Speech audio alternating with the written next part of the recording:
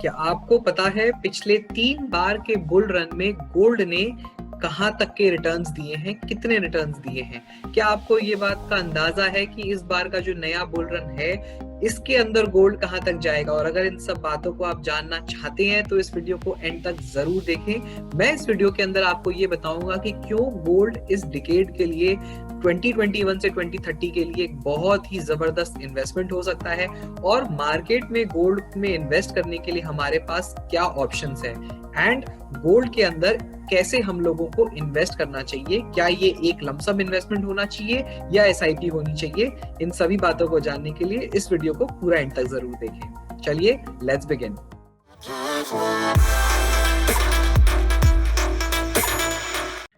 Hello traders and investors, welcome to mister market वाला's चैनल। मैं हूं कपिल गुप्ता, मिस्टर मार्केट वाला। सो फ्रेंड्स, सबसे पहले आप मिस्टर मार्केट वाला के चैनल को सब्सक्राइब कर लें अगर अभी तक आपने नहीं किया है तो, और नीचे दिए गए बेल नोटिफिकेशन पे प्रेस करें ताकि जब भी मेरा कोई नया वीडियो आए आपको उसका नोटिफिकेशन सबसे पहले मिले। And friends, it's a request कि प्लीज आप लाइक करें इस वीडियो को, क्योंकि यूट्यूब एल्गोरिथम के हिसाब से मेरे वीडियोस पे जितने ज्यादा लाइक्स होंगे यूट्यूब उतने ही लोगों में मेरा वीडियो प्रमोट करेगा। तो आपके कोऑपरेशन से मेरा चैनल और लोगों तक पहुंचेगा।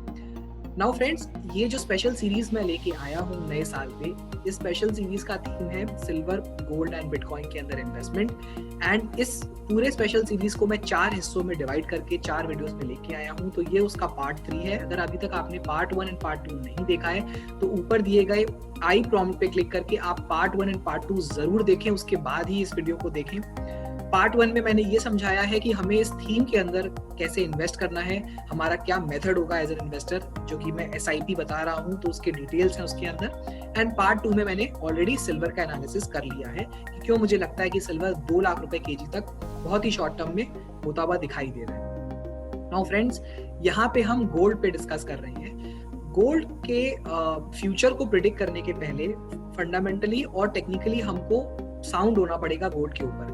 हम वो अपने तेजी के जो रैशनल है उसको जस्टिफाई करने के लिए फंडामेंटल और टेक्निकल रीजंस का सहारा लेंगे। तो फंडामेंटली हमें ये समझना है कि गोल्ड के अंदर इतना प्राइसेस पहली बात है ही क्योंकि गोल्ड इंडिया में 50 लाख रुपए किलो के रेट से बिक रहा है। एंड ऊपर में ये गोल्ड 56,000 57,000 रुपीज पर 10 ग्राम यानी 56 से 57 लाख तक स्पॉट मार्केट में होके आ चुका है। तो फ्रेंड्स, सबसे पहला गोल्ड के अंदर जो उसकी खासियत ये है कि गोल्ड को कोई इन्फ्लुएंस नहीं कर सकता है। गोल्ड का जो डिमांड है उसको कोई इन्फ्लुएंस नहीं कर सकता है, वो नेचुरल डिमांड जनरेट होती है मार्केट में। सो वर्ल्ड में गोल्ड का करीब 4200 टन का एनुअल कंजम्पशन है एज पर 2019 के सर्वे के हिसाब से। उसमें से लगभग 2100 से 2200 टन सिर्फ ज्वेलरी के सेक्टर में कंज्यूम होता है, और ये एज अ कंज्यूम वाला ज्वेलरी है जो लोग मार्केट से जाके ज्वेलरी बना के खरीदते हैं और उसको पहन के उसका लाभ उठाते हैं।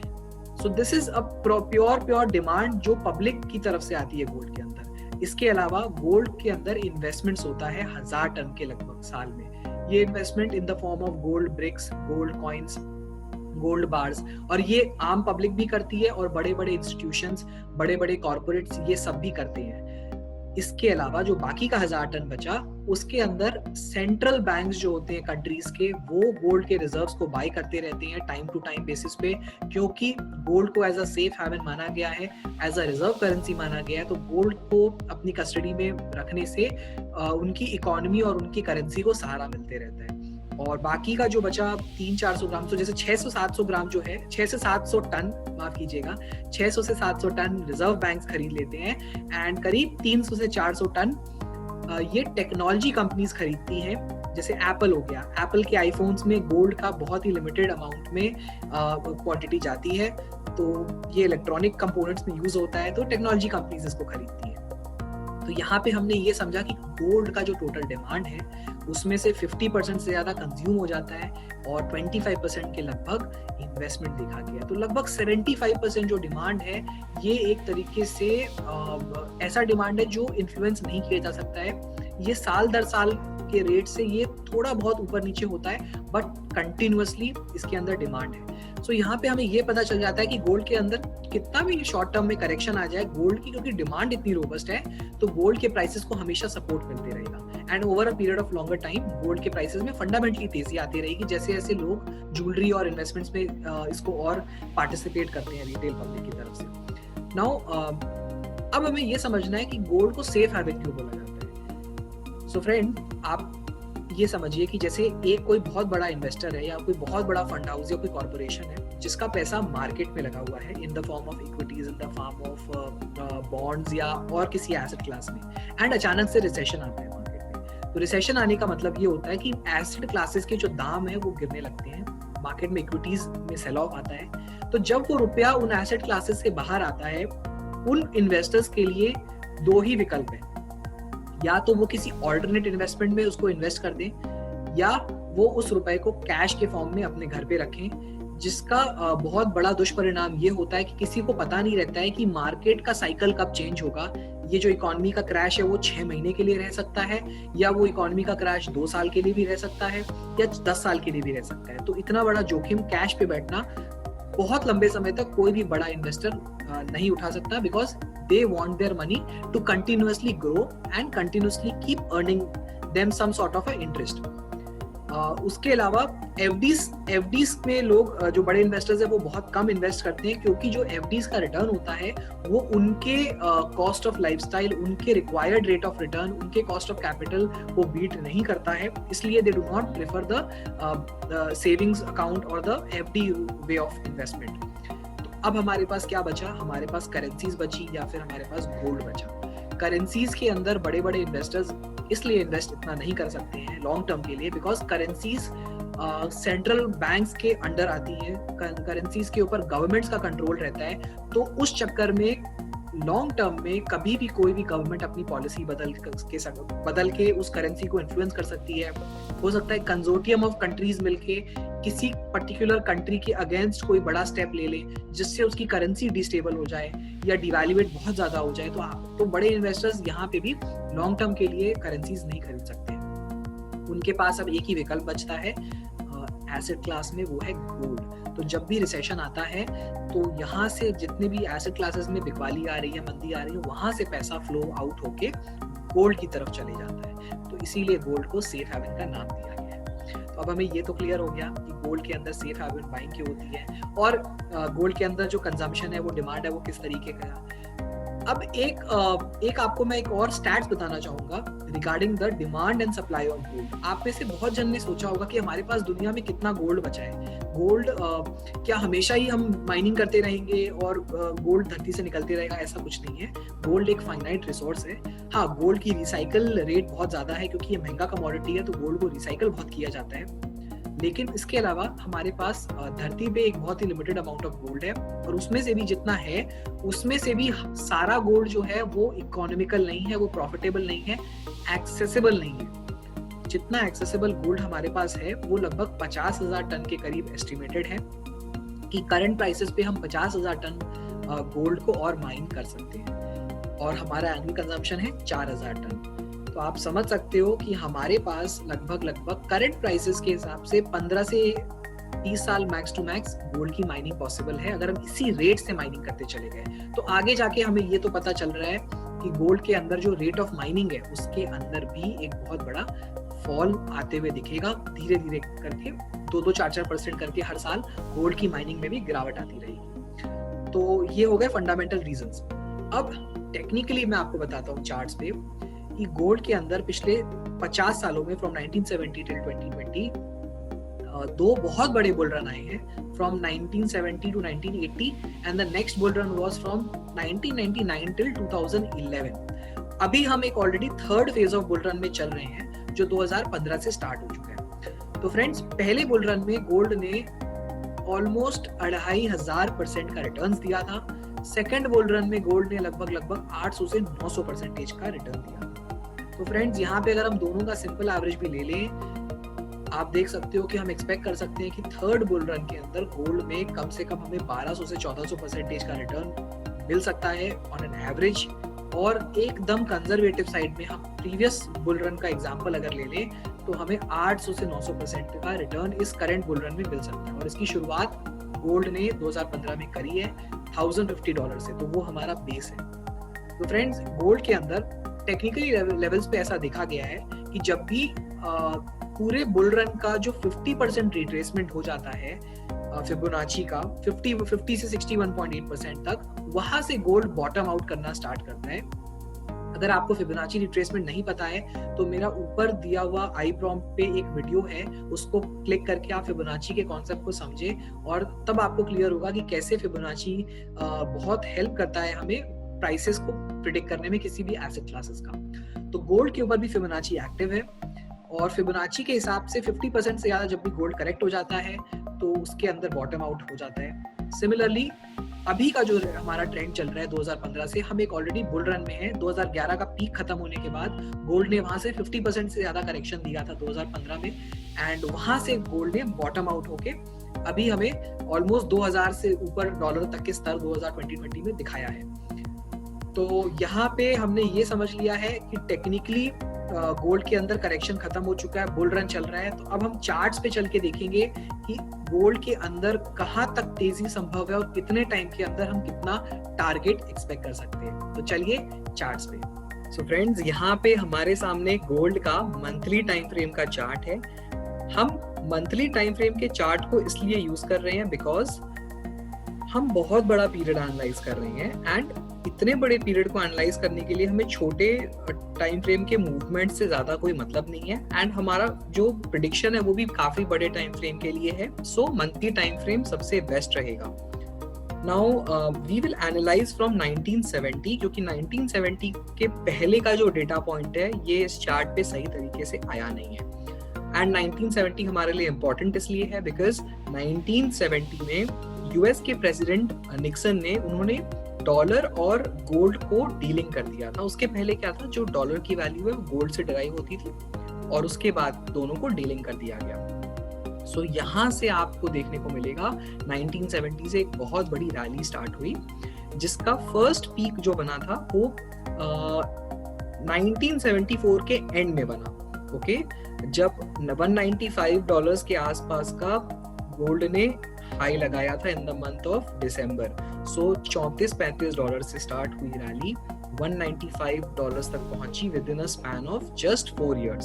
सो ये अगर हम कैलकुलेट करते हैं तो ये करीब करीब 600% का रैली निकल के आता है 4 साल के अंदर। उसके बाद 2 साल का एक डाउनफॉल था 1976 तक, और फिर अगस्त सितंबर के बाद 1976 से एक रैली स्टार्ट हुई जिसका पीक बना 1980 के जनवरी में $875 पे।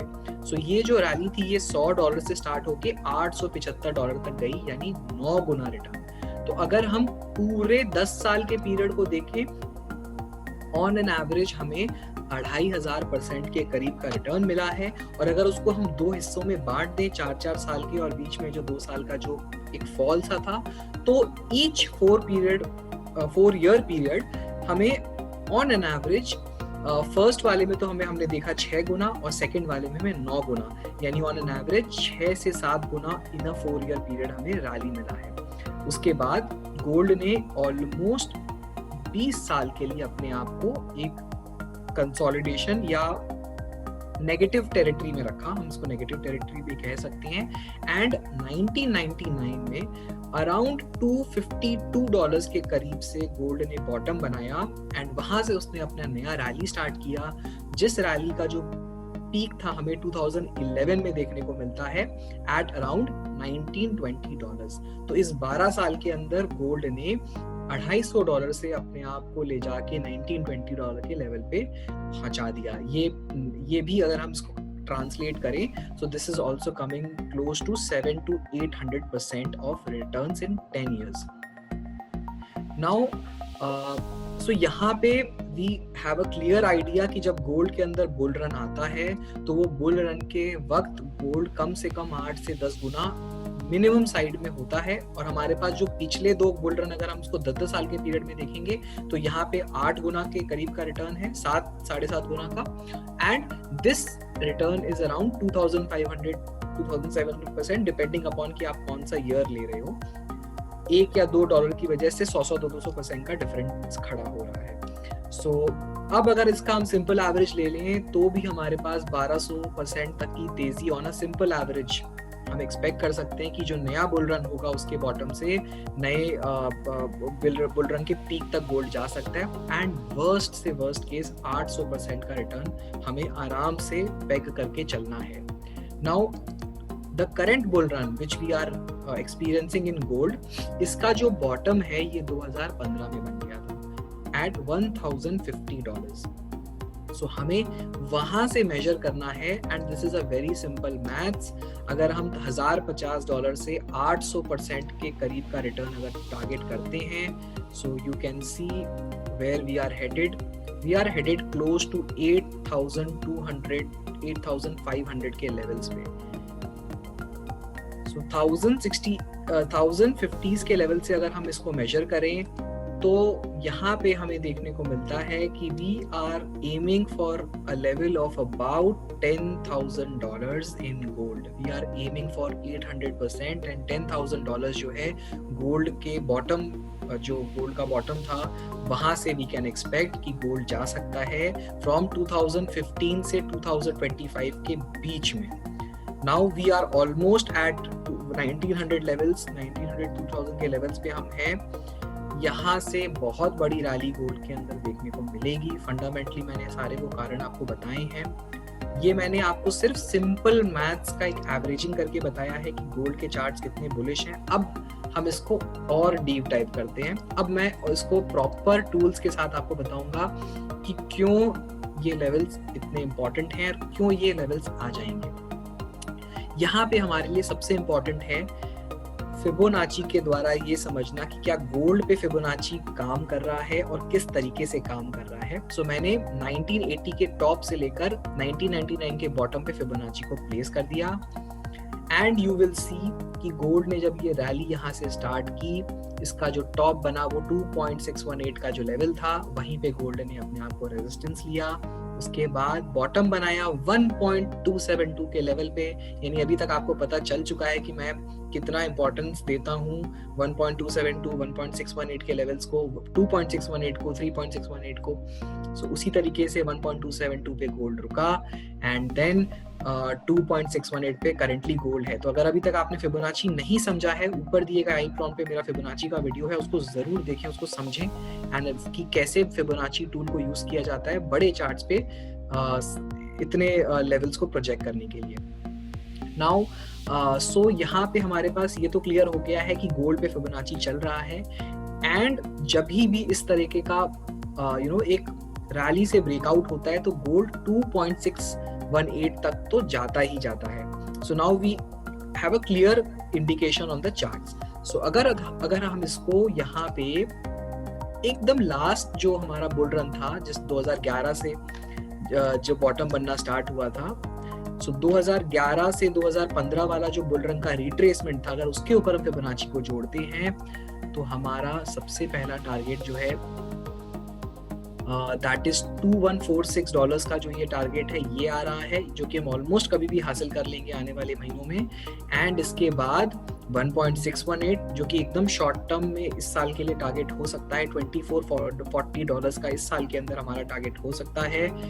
एंड $3300 का जो लेवल है 2.618, ये इस पूरे लेग का 2.618 टाइम्स का रिट्रेसमेंट है, यानी 260% का रिट्रेसमेंट आप इसको कह सकते हो। यहाँ तक गोल्ड को जाना ही है इस लेग के अंदर। This is the shortest target I am giving you. ये हम एक्सपेक्ट कर सकते हैं आने वाले 2 साल के अंदर। सो यू कैन सी यहाँ से भी आने वाले 2 साल के अंदर गोल्ड को डबल होना है, 1800 से 3300 के लेवल पे गोल्ड को जाना ही जाना है। एंड लॉन्ग टर्म टारगेट्स अगर आप देखेंगे, सो लॉन्ग टर्म टारगेट्स बहुत ऊपर के निकल के आए, वो मैंने आपको सिंपल एवरेज करके बता ही दिया है। तो अब वो हम तब एनालाइज कर पाएंगे जब we are at 3300 levels and then we will see how charts are performing over there. So I hope ये आपको क्लियर हुआ होगा कि फिबोनाची कितना बुलिशनेस इंडिकेट कर रहा है and it's law of simple averaging हमें बता रहा है कि गोल्ड कैसे रिटर्न्स देता है। सो फ्रेंड्स, आई होप आपको ये कॉन्सेप्ट क्लियर हो गया होगा कि कैसे हम शॉर्ट टर्म के अंदर गोल्ड में तेजी देख रहे हैं। सबसे पहले $2150, उसके बाद $2450 के आसपास का हमारा लेवल निकल के आ रहा है। तो लगभग अगर $600-700 की तेजी गोल्ड में आती है और थोड़ा बहुत अगर हम उसको करेंसी से फ्लक्चुएट कर दें, एडजस्ट कर लें, मतलब फ्रॉम USD टू INR, मैं यहाँ से गोल्ड के अंदर कम से कम 85,000 से 90,000 रुपए प्रति 10 ग्राम के स्तर देख रहा हूँ आने वाले शॉर्ट टर्म में। ये रैली एक बार में एक झटके में नहीं आएगी, 10-10, 15-15 हजार रुपए के झटके आएंगे, उसके अंदर गोल्ड के दाम बढ़ते चले जाएंगे। तो इस तरीके से शॉर्ट टर्म में गोल्ड का इतना रेट हो सकता है। एंड लॉन्ग टर्म में जैसे मैं आपको बता रहा हूँ कि $2400 तो हमारा 1.618 के हिसाब से आ रहा है। $3300 के करीब का एक टारगेट है जो आगे जाके हमें दिखता हुआ हासिल होता हुआ दिखाई दे रहा है। तो इस वजह से गोल्ड का जो प्राइस है वो और ज्यादा बढ़ेगा। उस समय फ्लक्चुएटेड रेट पे INR वर्सेस USD क्या रहता है वो थोड़ा प्रेडिक्ट करना मुश्किल है।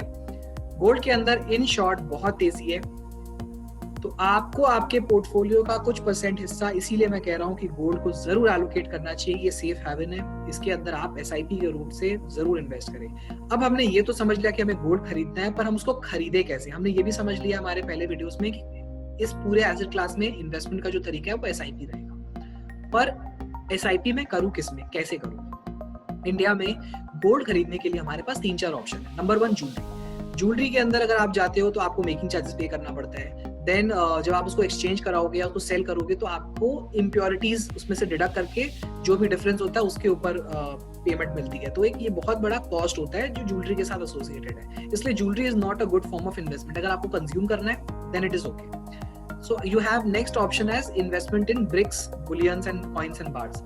इसके अंदर भी क्या होता है कि हर तरह की दुकान में हर तरह का बार और ब्रिक और कॉइन मिलता है। तो आपको 999.9 का जो नंबर लिखा हुआ जो बार आता है वो आपको खरीदना है, प्योरिटी वाला, जो गवर्नमेंट बैक्ड एजेंसी से जिसपे स्टैंप रहेगा। एंड आई विल प्रेफर कि आप गवर्नमेंट बैक्ड एजेंसीज के थ्रू ही खरीदो, जैसे MMTC हो गया या बैंक्स हो गए, उनके थ्रू आप ये खरीदें। आपको थोड़ा प्रीमियम पे करना पड़ेगा बट आपको प्योरिटी की गारंटी मिलेगी वहां पे। तो ये आपके पास एक फिजिकल फॉर्म हो गया। Next you come to the gold sovereign bonds. ये गोल्ड सोवरेन बॉन्ड्स जो होते हैं ये गवर्नमेंट ऑफ इंडिया का एक स्कीम है जिसमें आप डिजिटली गोल्ड को खरीद सकते हैं, आप फिजिकली गोल्ड को नहीं खरीद पाएंगे। तो ये डिजिटल मोड ऑफ जो गोल्ड होता है इसका जो प्राइस होता है ये मार्केट से लिंक्ड रहता है। एंड इसको आप 1 यूनिट से लेकर मल्टीपल यूनिट्स तक खरीद सकते हैं। 1 यूनिट इज इक्विवेलेंट टू 1 ग्राम। तो 1 ग्राम का जो हाजिर भाव रहेगा वही इस गोल्ड सोवरेन बॉन्ड के भी 1 यूनिट का भाव रहता है। एंड इस पे गवर्नमेंट आपको 50 रुपीज डिस्काउंट देती है क्योंकि आपने इलेक्ट्रॉनिक मोड से खरीदने का प्रेफर किया है। सो यहाँ पे एक आप इसके थ्रू खरीद सकते हो। And yes, you also get a 2.5% annual interest on sovereign gold bonds. तो ये भी एक बहुत अच्छा मोड ऑफ इन्वेस्टमेंट है। SIP के लिए आप 1 ग्राम से लेकर हजारों ग्राम तक आप खरीद सकते हो अगर आपको चाहिए तो। एंड उसके बाद हमारे पास एक और ऑप्शन है which is called as ETF यानी कि गोल्ड बीस। तो गोल्ड बीस के अंदर भी क्या है, आप 1 यूनिट से लेकर मल्टीपल यूनिट खरीद सकते हो और जो 1 यूनिट का जो प्राइस रहता है वो गोल्ड के प्राइस से लिंक्ड रहता है। इसमें बस ये है कि आपका कोई लॉक इन पीरियड नहीं है, जैसे गोल्ड सोवरेन बॉन्ड्स में लॉक इन पीरियड होता है, इसके अंदर कोई लॉक इन पीरियड नहीं है। ये नॉर्मली ट्रेडेड है, जैसे आप स्टॉक्स खरीदते बेचते हो वैसे आप इसको खरीद सकते हो अपने डीमैट अकाउंट से। एंड इसके अंदर आपको कोई इंटरेस्ट नहीं मिलेगा, लॉक इन पीरियड नहीं है। एंड ये एक तरीके से फिजिकल फॉर्म में नहीं होता है, ये आप डिजिटल फॉर्म में ही रखोगे। तो ये आपके पास एक तरीका हो गया इंडिया में गोल्ड को इन्वेस्ट करने का। सो आई होप आपको ये सारे कॉन्सेप्ट क्लियर हो गए होंगे कि आप कैसे इन्वेस्ट कर सकते हो, कहाँ इन्वेस्ट कर सकते हो और आपको क्यों इन्वेस्ट करना है। सो प्लीज इस वीडियो को आप ज्यादा से ज्यादा लोगों में शेयर करें। आपके कोई क्वेश्चन हो, कोई सुझाव हो, उसको कमेंट बॉक्स में जरूर मेंशन करें। कोई भी और भी किसी भी रिलेटेड एसेट क्लास से कोई क्वेश्चन हो तो मैं उस क्वेश्चन का आंसर देने की पूरी कोशिश करूंगा। Do mention your thoughts in the comment box and share the video to your friends as much as possible. And जाते जाते इस वीडियो को जरूर लाइक करें ताकि YouTube के एल्गोरिदम की वजह से मेरा चैनल और ग्रो करे। चलिए अब हम जल्दी मिलेंगे नेक्स्ट वीडियो में जिसके अंदर मैं बिटकॉइन के बारे में डिटेल में एनालिसिस करके आपको बताऊंगा। शायद वो थोड़ा लंबा वीडियो रहेगा, उसके अंदर मैं आपको बताऊंगा कि बिटकॉइन क्या है, बिटकॉइन क्यों है, ये सारे चीजों को मैं एक्सप्लेन करूंगा। तो तब तक के लिए मैं आपसे विदा लेता हूँ। Stay tune to mister market वाला चैनल, मैं जल्दी वो वीडियो भी लेके हाजिर होऊंगा। दिस इज मिस्टर मार्केट वाला साइनिंग ऑफ।